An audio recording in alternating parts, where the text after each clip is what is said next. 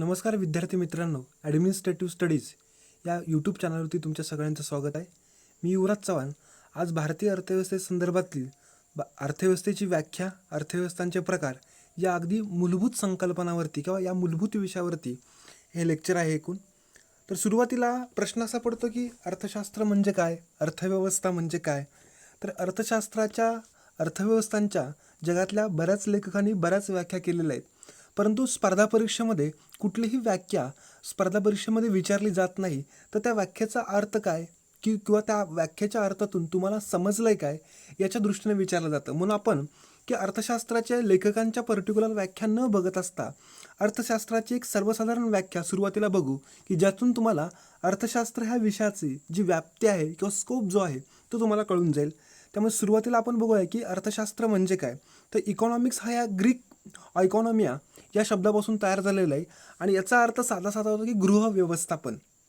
तर हा एक ऐतिहासिक याला बॅकग्राऊंड आहे की इकॉनॉमिक हा शब्द कुठून आला, का आला, कसा आला, त्याचा अर्थ काय होता. तर हा थोडासा बेसिक अर्थ झाला. पुढचा असेल की अर्थशास्त्राची सर्वसाधारण व्याख्या. सर्वसाधारण म्हणजे काय की ॲव्हरेज डेफिनेशन काय होते. त्याच्यामध्ये असं म्हणता येईल की मानवाच्या अमर्यादित गरजा, अमर्यादित म्हणजे अनलिमिटेड, की ज्या कधीच न पूर्ण होणाऱ्या, व मर्यादित संसाधने. म्हणजे बघा, अमर्यादित गरजा म्हणजे की आमची एखादी गरज आज जर पूर्ण झाली तर आम्हाला लगेच दुसरी गरज निर्माण होती, ती पूर्ण झाली की तिसरी, आणि हे चक्र जन्माला आल्यापासून पृथ्वीतलापर्यंत आहे तोपर्यंत कधीच पूर्ण होत नसतंय.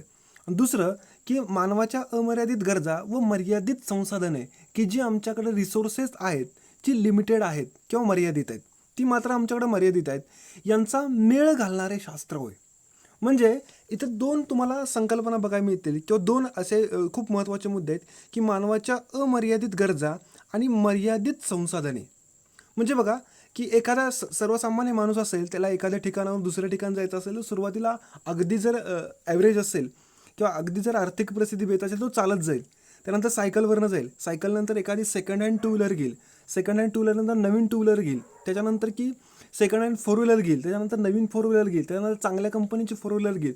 तर हे असं कंटिन्युअसली चालत असते. मात्र त्याच्यात जे काही हव्यास आहे किंवा गरजा आहेत त्या अशा अमर्यादित आहेत की ज्या त्याला कुठलीही मर्यादा नाही. मात्र ती पूर्ण करणारी संसाधने जी आहेत ती माणसांच्याकडे जी आहेत ती मात्र मर्यादित आहेत.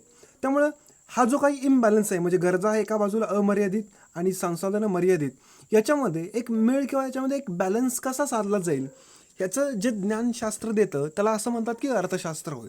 तर याची मानवाच्या अमर्यादित गरजा व मर्यादित संसाधने यांचा मेळ घालणारे शास्त्र म्हणजे अर्थशास्त्र होय. ही एक सर्वसाधारण व्याख्या असं म्हटलं तरी चालेल. पुढचं असेल की अर्थव्यवस्थांचे विकासानुसार काही प्रकार पडतात. पहिला असेल की विकसित अर्थव्यवस्था किंवा इंग्लिशमध्ये त्याला म्हणतात की डेव्हलप्ड इकॉनॉमी, की ज्यांचा विकास झालेला आहे.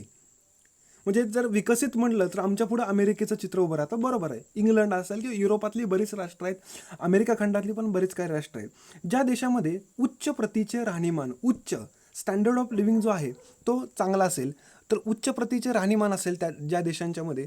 पुढचं की उत्कृष्ट पायाभूत सुविधा असतील, म्हणजे इन्फ्रास्ट्रक्चर आहे ते खूप चांगलं असेल त्या देशामध्ये, आधुनिक तंत्रज्ञानाचा वापर असेल त्या राष्ट्रामध्ये झालेला, औद्योगिक व सेवा क्षेत्राचा विकास इत्यादी लक्षणे आढळणाऱ्या देशांना विकसित अर्थव्यवस्था म्हणतात. उदाहरणार्थ इंग्लंड, अमेरिका, जपान इत्यादी राष्ट्र. म्हणजे ह्या एवढ्या राष्ट्रांच्या मध्ये हे सगळं उत्कृष्ट असेल, म्हणजे उच्च प्रतीचं राहणीमान असेल, उत्कृष्ट पायाभूत सुविधा म्हणजे आरोग्य चांगलं असेल, रस्ते म्हणजे पायाभूत सुविधा चांगल्या असेल, इलेक्ट्रिसिटीचा चांगला प्रश्न असेल, आधुनिक तंत्रज्ञान ते वापर करत असतील, औद्योगिक व सेवा क्षेत्राचा खूप मोठ्या प्रमाणात विकास झालेला असेल, अशा क्षेत्राला विकसित अर्थव्यवस्था म्हणतात किंवा इंग्लिशमध्ये डेव्हलप्ड इकॉनॉमी म्हणतात. पुढचा मुद्दा जो आहे तो म्हणजे विकसनशील अर्थव्यवस्था, इंग्लिशमध्ये म्हणतात डेव्हलपिंग कंट्री, की जी कंट्री किंवा जे राष्ट्र विकासाच्या मार्गावरती आहे त्याला म्हणतात की विकसनशील अर्थव्यवस्था. म्हणजे ते विकास करत आहेत, म्हणजे विकासाच्या प्रोग्रेसमध्ये आहेत किंवा टप्प्यामध्ये आहेत. तुम्हाला एक छोटंसं उदाहरण सांगतो बघा, की तुम्ही जिथं कुठं राहता तिथं आजूबाजूला एखाद्या रोडचं काम सुरू असेल तर तिथे एक बोर्ड लावला जातो, वर्क इन प्रोग्रेस. म्हणजे काय की काम सुरू आहे. याचा अर्थ असा होतो की रोड किंवा जो काही मार्ग होता तो पूर्वीसारखा पण नाही आणि उत्कृष्ट पण झालेला नाही, मात्र काम सुरू आहे. म्हणजे प्रोग्रेसमध्ये ज्या इकॉनॉमी आहेत त्यांना म्हणतात की विकसनशील अर्थव्यवस्था. जर तुम्ही अर्थशास्त्राची पुस्तक वाचत असताना तुम्हाला एक वाक्य ऐकायला मिळतं की भारतीय अर्थव्यवस्था ही विकसनशील अर्थव्यवस्था आहे, म्हणजेच विकासाच्या मार्गावरती आहे किंवा विकास करत आहे. या देशात किंवा हे राष्ट्र विकसित देशांच्या तुलनेत त्यांचं उत्पन्न अल्प असतं. म्हणजे विकसित देशांच्या याच्यामध्ये उच्च प्रतीचं राहणीमान, उत्कृष्ट उत्पन्न त्याच्यापेक्षा कमी असतं. सार्वजनिक सेवा अपुरे असतात. म्हणजे गव्हर्नमेंट जे काय देतं आहे ते एवढं नसतं. म्हणजे जे उत्कृष्ट मिळायला पाहिजे ते नाही पाहिजे. अशा राष्ट्रांना विकसनशील राष्ट्र म्हणतात. म्हणजे थोडक्यात काय म्हणता येईल की या राष्ट्रांच्यामध्ये ज्या वेगवेगळ्या ज्या काही सेवा सवलती आहेत अतिउत्कृष्ट आहेत का नाहीत, अगदीच वाईट आहेत का नाहीत, मात्र त्या प्रोग्रेसमध्ये आहेत. अशा अर्थव्यवस्थेला विकसनशील अर्थव्यवस्था म्हणतात. त्याच्यामध्ये जर बोलायचं म्हटलं तर आपण ज्या देशामध्ये राहतो, भारत असेल, बांगलादेश असेल, इत्यादी बरीच राष्ट्र आहेत की जी आज विकासाच्या मार्गावरती काम करत आहेत किंवा विकासाच्या प्रक्रियेमध्ये आहेत.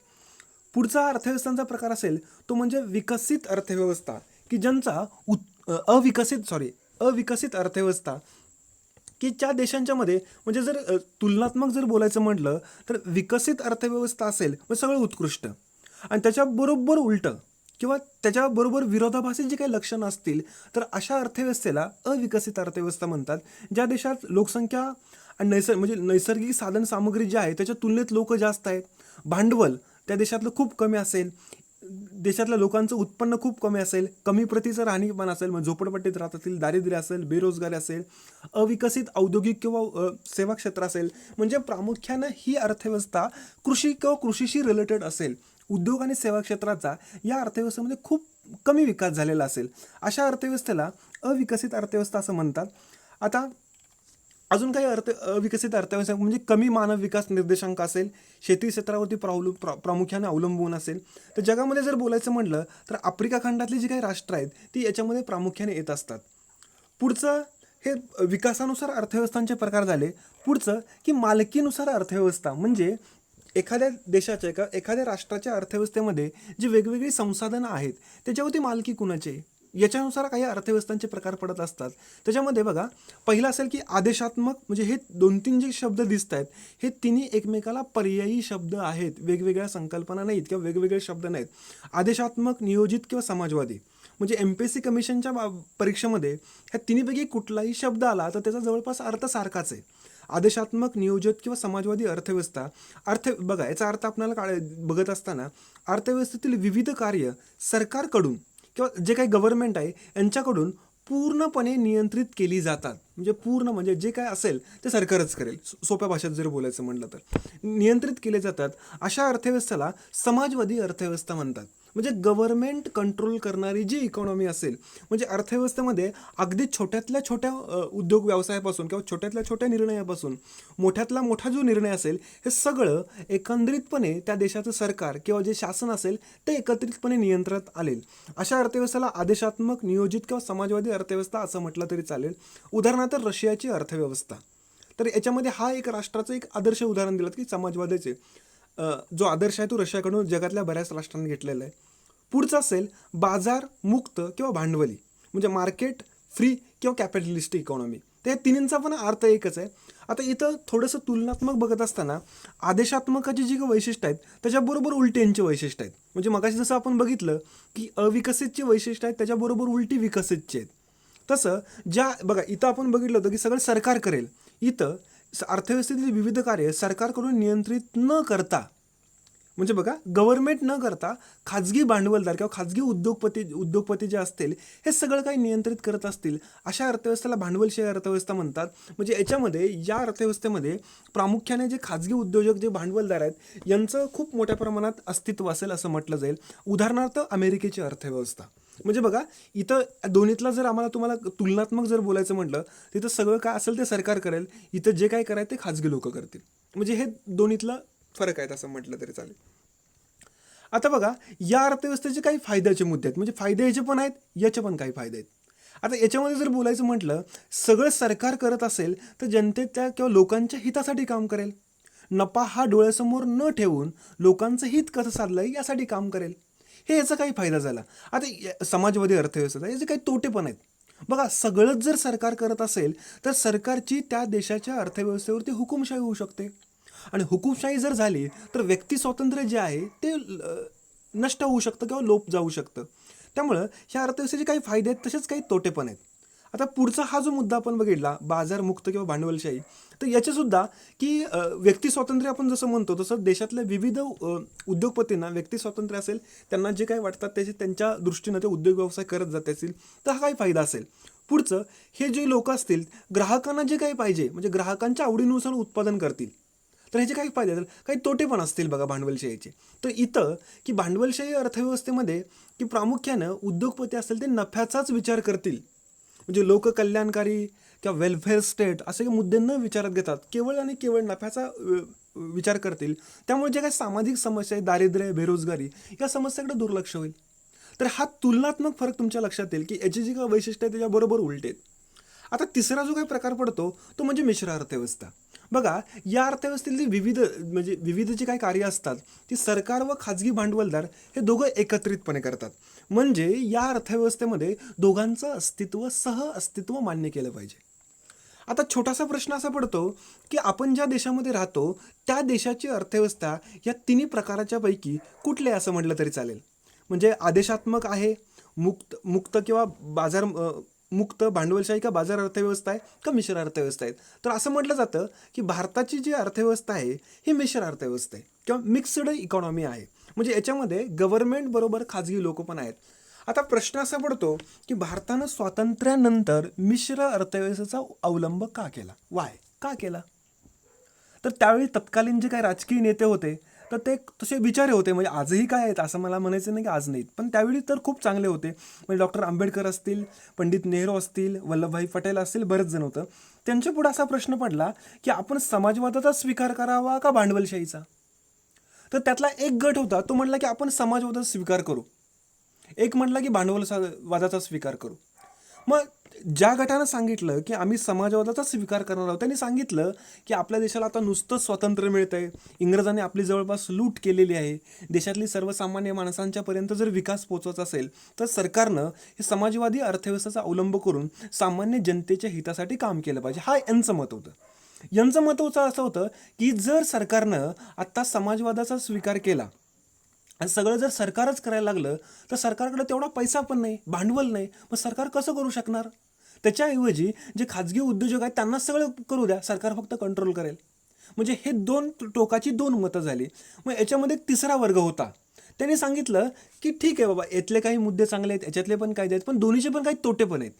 मग त्यापेक्षा आपण असं करूया ना की जसं बुद्धांचा मार्ग म्हणतात मध्यम मार्ग, तसं यातले जे चांगले मुद्दे आहेत आणि यातील जे काही चांगले मुद्दे आहेत किंवा फायदे आहेत ह्या दोन्हींचा अवलंब करून आपण मिश्र अर्थव्यवस्थेचा स्वीकार करूया. म्हणून असं म्हटलं जातं की स्वातंत्र्योत्तर कालखंडामध्ये भारतामध्ये मिश्र अर्थव्यवस्थेचा स्वीकार, जे आपल्या 1948ला पहिला औद्योगिक धोरण आलं त्या औद्योगिक धोरणामध्ये आम्ही आमच्या देशामध्ये मिश्र अर्थव्यवस्थेचा स्वीकार केला. आता थोडंसं इथं मी खूप कमी मुद्दे लिहिले आहेत, ऐकताना तुम्हाला वाटतं की खूप सारे सर मुद्दे सांगतायत, तर तुम्ही लेक्चर्स ऐकत असताना तो पॉज करून जे काही मी एक्स्ट्रा मुद्दे सांगतोय ते लिहून घेतले तरीसुद्धा चालेल. म्हणजे आत्ता जे सांगितलं बघा की 8 एप्रिल 1948ला जे काय औद्योगिक धोरण आलं त्या धोरणानं आपल्या देशामध्ये मिश्र अर्थव्यवस्था स्वीकार केला. आता प्रश्न असा पडतो की 8 एप्रिलला मी मिश्र अर्थव्यवस्थेचा स्वीकार केला, मग त्याच्या अगोदर आमची अर्थव्यवस्था कोणत्या प्रकाराची होती. तर त्याच्या अगोदर की आपली अर्थव्यवस्था भांडवलशाही किंवा मुक्तच होते, कारण की आपल्या देशामध्ये इंग्रज होते ना आणि त्यांच्या देशामध्ये अर्थव्यवस्था तीच आहे, त्यामुळे ती पण स्वातंत्र्यपूर्व कालखंडामध्ये त्यांनी तेच मॉडेल अप्लाय केलं होतं. त्यामुळे तुम्ही एवढं लक्षात ठेवू शकता की सध्या भारतीय अर्थव्यवस्था मिश्र आहे, स्वातंत्र्यपूर्व कालखंडामध्ये ती बाजारमुक्त किंवा भांडवलशाही होते आणि स्वातंत्र्योत्तर कालखंडामध्ये 8 एप्रिल 1948ला जे काय औद्योगिक धोरण आलं त्या धोरणानुसार भारतामध्ये मिश्र अर्थव्यवस्थेचा स्वीकार केलेला आहे. ओके, तर हे अर्थव्यवस्थांचे काही प्रकार झाला. पुढचा एक छोटासा महत्त्वाचा मुद्दा आहे की याच्यामध्ये तुम्हाला दिसतंय बघा की मायक्रो इकॉनॉमिक्स आणि मॅक्रो इकॉनॉमिक्स ह्या दोन इंग्लिशमध्ये संकल्पना आहेत, मराठीत पण आपण खाली बघू की बऱ्याच वेळेला बऱ्याच ठिकाणी दिसतं मायक्रो इकॉनॉमिक्स मॅक्रो हे काय नेमकं असते. तर बघा, हे मायक्रो आणि इकडं मॅक्रो हे एकदम मराठीत जसं सूक्ष्मलक्षी, इथं की समग्रलक्षी. आता सूक्ष्म तुम्हाला सोपा अर्थ करतो, सूक्ष्म म्हणजे अगदी छोटं आणि समग्र म्हणजे मोठ्यातलं मोठं. तर इथं ह्या दोन संकल्पनांचा अभ्यास करत असताना अर्थव्यवस्थेतील अगदी छोट्यातल्या छोट्या घटकांचा अभ्यास करणारा किंवा अर्थव्यवस्थेतील लहानातील लहान घटकांचे किंवा लहानातील लहान आर्थिक घटकांचे विश्लेषण करणारी अर्थशास्त्राची शाखा म्हणजे की सूक्ष्मलक्षी अर्थशास्त्र किंवा मायक्रो इकॉनॉमिक्स होय. याच्यामध्ये असेल बाजार, खरेदीदार, विक्रेता, दलाल, मजूर इत्यादी. म्हणजे इंडिव्हिज्युअल लेवलला, वैयक्तिक लेवलवरती जे अर्थशास्त्राची शाखा अभ्यास करते, अशा अर्थशास्त्राच्या शाखेला सूक्ष्मलक्षी अर्थशास्त्र किंवा मायक्रो इकॉनॉमिक्स असं म्हणतात. पहिल्यांदा दोन्हीतला फरक बघू, नंतर आपण एक पुढचा मुद्दा महत्त्वाचा आहे. पुढचा की समग्रलक्षी अर्थशास्त्र किंवा मॅक्रो इकॉनॉमिक्स. आता मॅक्रो इकॉनॉमिक्स बरोबर याच्या उलटं की अर्थव्यवस्थेतील मोठ्यात मोठ्या आर्थिक घटकांचे विश्लेषण करणारी अर्थशास्त्राची शाखा होय. म्हणजे मोठ्यातले मोठे घटक, म्हणजे इथं इंडिव्हिज्युअल लेवलला बघत होतो, वैयक्तिक लेवलला, इथं मोठ्या लेवलला म्हणजे पूर्ण देशाच्या दृष्टीनं बघायचं आहे. त्यातला पहिला मुद्दा आहे की राष्ट्रीय उत्पन्न. म्हणजे बघा ना, वैयक्तिक उत्पन्न इकडे येऊ शकतं, राष्ट्रीय उत्पन्न इकडे येऊ शकतं. एका व्यक्तीच्या बाबतीतलं महागाई चित्र इकडे येऊ शकतं, इकडे सगळ्या देशाच्या महागाई असेल. एक व्यक्ती बेरोजगार असेल ते इकडे येऊ शकतं, देशातल्या सगळ्या लोकांच्या बेरोजगारीचा प्रश्न इकडे येऊ शकतो. अशा जे काही मोठ्यातल्या अर्थव्यवस्थेतले मोठ्यातले मोठे जे काही विषय आहेत ते प्रामुख्याने मॅक्रो इकॉनॉमिक्समध्ये अभ्यासले जातात आणि मायक्रो इकॉनॉमिक्समध्ये छोट्यातले छोटे घटक अभ्यासले जात असतात. आता प्रश्न असा पडतो, हे सांगण्यामागचं कारण काय? तुम्ही MPSC देत असाल, UPSC देत असाल किंवा इतर कुठल्या स्पर्धा परीक्षा देत असाल, तर याच्यामध्ये अर्थशास्त्र जो काही विषय अभ्यासाला आहे तो प्रामुख्याने मॅक्रो आणि मायक्रो हे समजून घ्यायला पाहिजे. त्यातला हा जो वरचा जो गट आहे मायक्रो इकॉनॉमिक्स, याचा अर्थशास्त्राच्या म्हणजे स्पर्धा परीक्षेच्या अर्थशास्त्राच्या दृष्टीनं खूप कमी उपयोग आहे किंवा नाही म्हटलं तरी चालेल. त्यामुळे हा मायक्रो लेवलचे घटक जे आहेत ते आपण नाही अभ्यासले तरी चालतील. त्यामुळे स्पर्धा परीक्षेचा लक्षात ठेवा, अर्थशास्त्र विषयाच्या दृष्टीने हे महत्त्वाचं आहे, पण आपण स्पर्धा परीक्षेच्या दृष्टीने हे नाही अभ्यासलं तरी चालेल. त्यामुळं स्पर्धा परीक्षेचा अभ्यास करत असताना समग्रलक्षी अर्थशास्त्र आहे हे खूप महत्त्वाचं आहे किंवा याच्यावरती खूप सारे प्रश्न येतात आणि हे आपल्याला मर्यादित दृष्टीनं अभ्यासायचं आहे. म्हणून ते खाली एक टिप दिला बघा, MPSC किंवा UPSC, MPSC व इतर स्पर्धात्मक परीक्षांमध्ये अर्थशास्त्र या विषयावरील प्रश्न प्रामुख्याने समग्रलक्षी अर्थशास्त्रावर म्हणजेच की मॅक्रो इकॉनॉमिक्सवरती आधारित असतात. म्हणून समग्रलक्षी अर्थशास्त्राचा अभ्यास करणं हे स्पर्धा परीक्षेच्या दृष्टीनं खूप महत्त्वाचं आहे असं म्हटलं जातं. तर इथं आपण बघितलं सुरुवातीला की अर्थव्यवस्थांच्या प्रकारामध्ये की समाजवादी अर्थव्यवस्था काय असेल, भांडवलशाही काय असेल किंवा मिश्र काय असेल, आणि त्याच्यानंतर पुढचा जो काय आपण सुरुवातीला बघितली अर्थशास्त्राची व्याख्या काय असेल, आणि त्यानंतर शेवटीला एक छोटासा फरक बघितला की मायक्रो इकॉनॉमिक्स आणि मॅक्रो इकॉनॉमिक्स. पहिल्यांदा अजून एकदा उजळणी जस्ट आपण बघू वरून की नेमकं काय काय म्हटलेलं आहे ते.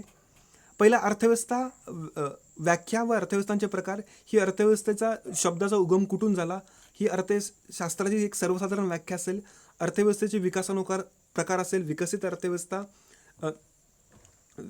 विकसनशील अर्थव्यवस्था, त्यानंतर पुढचा असेल की अविकसित अर्थव्यवस्था, त्यानंतर पुढचा हा जो काय असेल मालकीनुसार अर्थव्यवस्थांचे प्रकार, आदेशात्मक अर्थव्यवस्था, नियोजित अर्थव्यवस्था किंवा समाजवादी अर्थव्यवस्था, बाजार मुक्त किंवा भांडवलशाही अर्थव्यवस्था, मिश्र अर्थव्यवस्था आणि मायक्रो आणि मॅक्रो इकॉनॉमिक्स. म्हणजे इथं जर थोडक्यात जर बोलायचं म्हटलं तर हा एक सारांश रूपानं तुम्हाला अभ्यास करता येईल. याच्यावरती डायरेक्ट प्रश्न तुम्हाला MPSC कमिशन विचारणार नाही, परंतु विविध प्रश्न सोडवत असताना ह्यातला इनडायरेक्ट तुम्हाला उपयोग होऊ शकतो. म्हणून हे सुरुवातीच्या लेक्चर्समध्ये मी तुम्हाला डिस्कस करतोय.